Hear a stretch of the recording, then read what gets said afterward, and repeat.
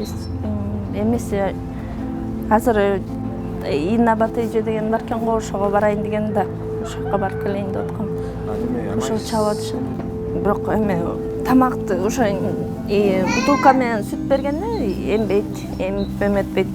Тыгып атып берем да, эме кылчы кашык менен кичинеден берип атат. Тамак жей албайт, каша эле жейт, кашаны эле беребиз.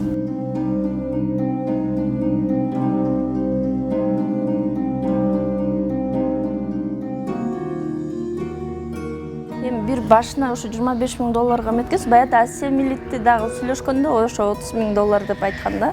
Турциягачы. Турцияга негизи ошондой акча кетет экен. Анан биз бияктан кылганга аракет кылабыз, ошо элден канча чогулса ошого эме кылып элечи. Кечке эле сурап, анан көп акчаны элден чогултуш да кыйын экен да.